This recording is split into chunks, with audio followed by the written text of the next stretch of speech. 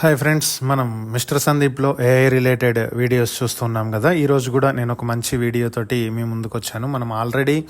మనం ప్రీవియస్ మాట్లాడుకున్నాము. ఒక సేమ్ ఇమేజ్ మళ్ళా క్రియేట్ అవ్వటం అనేది చాలా కష్టము. ఏఐలో డిఫరెంట్ ఫీచర్స్ మళ్ళీ యాడ్ అవుతాయి, సేమ్ ఇమేజ్ మళ్ళీ రాదు అని. సో అలా మళ్ళీ సేమ్ ఇమేజ్ని క్రియేట్ చేయడానికి ఏం చేయాలి అనేది కూడా మనం నెక్స్ట్ వీడియోలో మాట్లాడుకుందామని కూడా అనుకున్నాము. సో అదే ఇప్పుడు నేను మీకు చెప్పబోతున్నాను. సో మనం ఇప్పుడు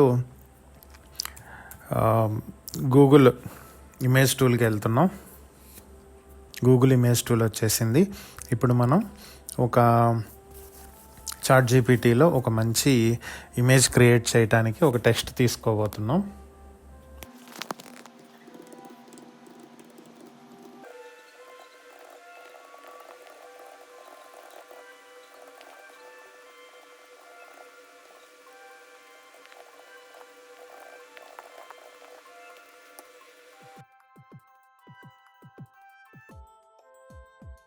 సెట్టింగ్స్ ల్యాండ్స్కేప్ పెట్టాము అండ్ సినిమాటిక్ స్టైల్లో ఉండాలి అని చెప్పి ఇచ్చాము మనము. At the same time DSLR 35mm scope ఇచ్చాము. సో ఇప్పుడు ఇది ఎలా క్రియేట్ చేస్తుంది అనేది చూద్దాము. సో ఇక్కడ మనకి ఇమేజెస్ జనరేట్ చేసింది చూస్తున్నాం కదా.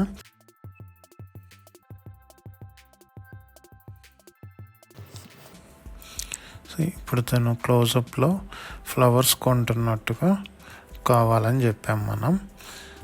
సో ఇప్పుడు ఏం క్రియేట్ చేస్తుందో చూడండి. ఇమేజ్ రెడీ అయిపోయింది.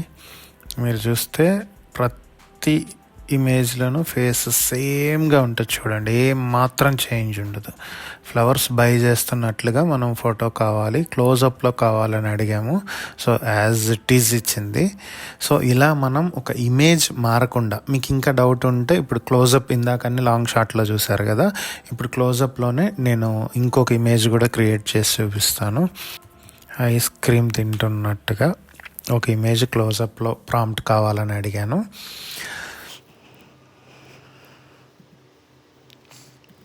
మీకు ఇంకా ఈజీగా అర్థమవుతుంది. సో ఇప్పుడు నేను మళ్ళీ ఇమేజ్ ప్రాంప్ట్ వేసాను.